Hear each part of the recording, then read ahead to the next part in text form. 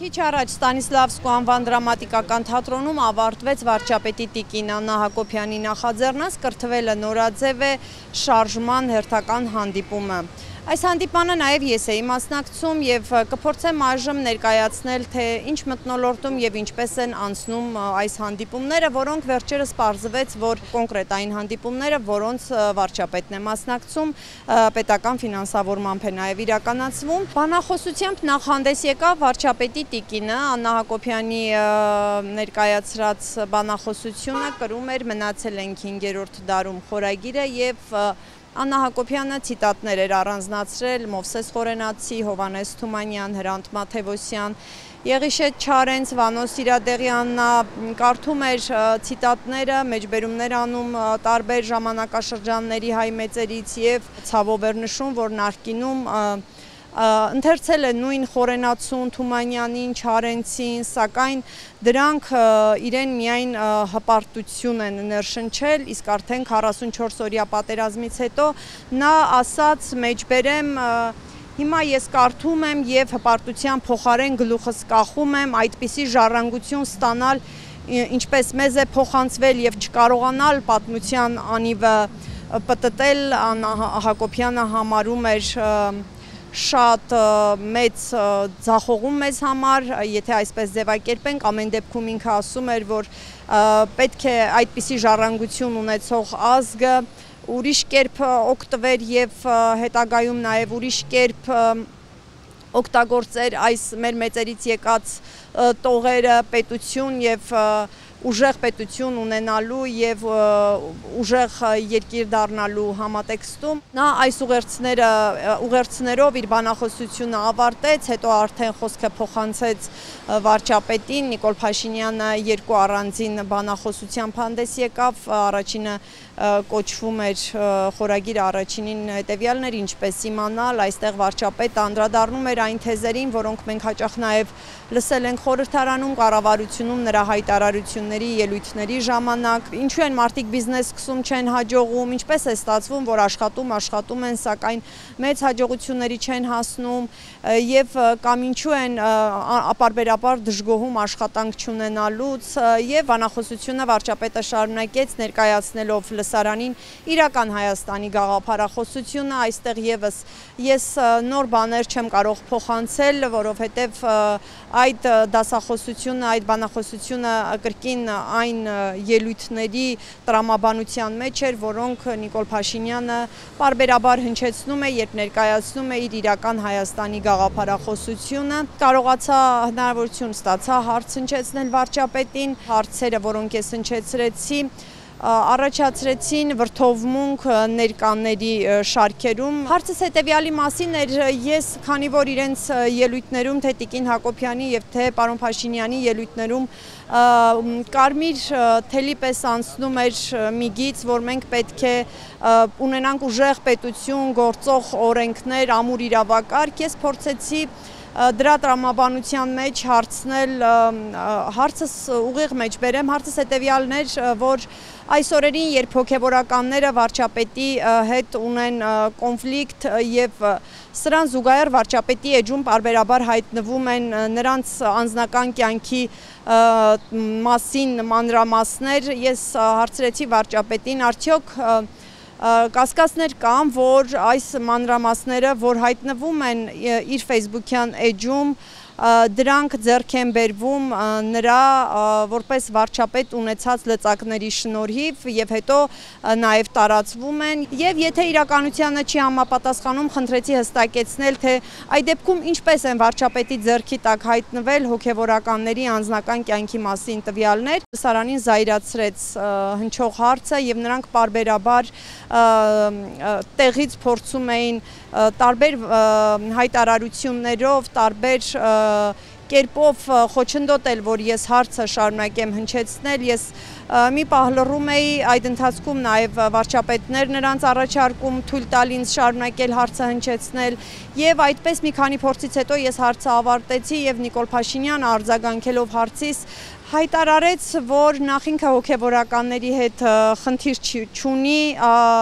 նրանց խնդիրը Աստծո հետ է, այսինքն հոգևորականների, որոնք ըստ իրեն խախտել են կուսակրոնության ուխտը, ապա շարունակեց անդրադառնալ արդեն հարցիս այն մասին, որ անձնական բնույթի տեղեկություններ է ինքը հրապարակում։ Նիկոլ Փաշինյանը այստեղ էլ հայտարարեց, թե կաթողիկոսը չի կարող անձնական կյանք ունենալ, եւ եթե նա անձնական կյանք ունի, այսինքն ասաց, որ ուխտ է արել չունենալու անձնական կյանք, եւ եթե անձնական կյանք ունի, ուրեմն նա կաթողիկոս չէ, պնդեց, որ տվյալները ինքը ստանում է ազգային անվտանգության ծառայությունից, բայց սա կապեց վերջերս կալանավորված Բագրատ arczepiskopos Գալստանյանի կազմակերպած ըստ իրավապահների կազմակերպած այդ ահաբեկչության հետ, սա իրավապահների որակումն է, եւ Նիկոլ Փաշինյանը եւս այս որակումները օգտագործեց եւ նշեց, որ ազգային անվտանգության ծառայությունը այս համատեքստում է իրեն ինֆորմացիա տվյալներ փոխանցում եւ որևէ անօրինական բան չկա դրանում, երբ վարչապետին ենթակա մարմինը վարչապետին տվյալներ է փոխանցում երկրի անվտանգությանը վերաբերող հարցերի վերաբերյալ, բայց վարչապետը այդպես էլ չհստակեցրեց եւ ուղիղ չասաց, արդյոք այդ անձնական տվյալներն էլ, որոնք ինքը հրապարակում է, դրանք եւս տրամադրում է ազգային անվտանգության ծառայությունը, ես ճշտող հարց տալու հնարավորություն չունեցա, կրկին նշեմ, որ առանց հստակեցնելու, որ արդյոք այդ տվյալների մեջ մտնում է նաև անձնական բնույթի տվյալները, թե ոչ, սա չհստակեցվեց։ Հաջորդ հարցս վարչապետին վերաբերվում էր այսօր արդեն 2 ամսով կալանավորված Շիրակի թեմի առաջնորդին, որի վերաբերյալ, ինչպես ավելի վաղ հայտնի էր դարձել, հարուցված էր այս օրերին քրեական գործ եւ նրան էլ մեղադրանքի առաջադրվել իշխանությունը զավթելու համար։ Ես հարցրի վարչապետին կրկին իրավական պետություն ունենալու համատեքստում 1 տարի առաջ արված այս հայտարարությունը, 1-1.5 տարի առաջ արված այս հայտարարությունը դատախազությունը դիմում էր ստացել, ուսումնասիրել եւ համարել էր, որ քրեական գործ հարուցելու հիմքեր չկան այս հայտարարությունից հետո, մինչդեռ այդ նույն հայտարարությունը այս օրերին դարձավ քրեական գործի հիմք եւ arczepiskopos-ը 2 ամսով կալանավորվեց։ Ես վարչապետին հարցրեցի, արդյոք սա չի նշանակում, որ հիմնավոր են մարդկանց այն պնդումները, որ գլխավոր դատախազը հենց եկեղեցու հետ կրկին ունեցած տարաձայնությունների ֆոնին գործել է Նիկոլ Փաշինյանի ցուցումով եւ կալանավորել է Աջապահյանին։ Այստեղ նշեմ, որ այս հարցն էլ կրկին վրդովվեցնում էր լսարանին, բայց Նիկոլ Փաշինյանը այդուհանդերձ պատասխանեց այս հարցին եւս եւ քանի որ ես այդ պահին ներսում էի եւ տեղյակ չէի, որ դատախազությունը այս մասով եւս պարզաբանում է ներկայացրել, մեջբերեց ըստ էության դատախազության պարզաբանումը, նշելով, որ քրեական գործի հիմքում է եղել նաեւ, եթե չեմ սխալվում, վարչապետը ասաց այս օրերին հունիսի կարծեմ 25-ի եւս մի հայտարարություն, որ Աջապահյանը արել է, ըստ էության Նիկոլ Փաշինյանի վերահաստատելով նախորդ տարվա իր հայտարարությունը, Նիկոլ Փաշինյանը նշում էր, որ ինքը չի ելնում այն տրամաբանությունից, որ մարդկանց էմոցիոնալ հայտարարությունների համար պետք է դատել կամ քրեական գործ հարուցել, բայց ասած, երբ որ դրանք արդեն կրկնվում են եւ երբ որ Շիրակի թեմի առաջնորդը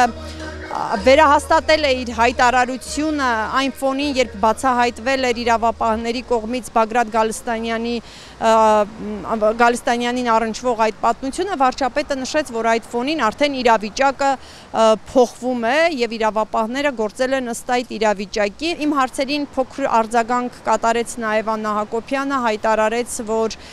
ինքը հարգանք ունի լրատվամիջոցների աշխատանքի նկատմամբ, բայց այդուհանդերձ դիմելով ինձ ասաց, որ այս միջոցառումը քաղաքացիական պայմանագրի գրասենյակը չէր կամ ասուլիս չէր, որ ես այդ հարցերը հնչեցնեի։ Տիկին Հակոբյանը նաև շարունակեց, ձեռքը վերցրեց Մովսես Խորենացու ցիտատները եւ շարունակեց նշելով, կրկին մեջբերելով եկեղեցականներին վերաբերող հատվածը, նշեց, որ կրոնավորները, կրկին հիշեցրեց այդ հատվածը, որ սնափառ են եւ ցուցամոլ են, ինքն էլ իր կողմից ասաց, որ հավելում է նաեւ հանցավոր են եւ ահաբեկիչ, մեզ էլ այս ֆոնին առաջարկեց դիրքավորվել որպես քաղաքացի, կային նաև ազատ տեղեր, դրանք քիչ չէին, մասնակիցները, ինչպես արդեն ասացի, եւ վարչապետն ու Տիկին Հակոբյանն էլ էին արձանագրում, ոչ բոլորն էին, որ առաջին անգամն էին մասնակցում, այսքան էր ընդհանուր առմամբ այսօրվա հանդիպման վերաբերյալ այն ինֆորմացիան, որ ես ձեզ կարողացա նշումներով փոխանցել։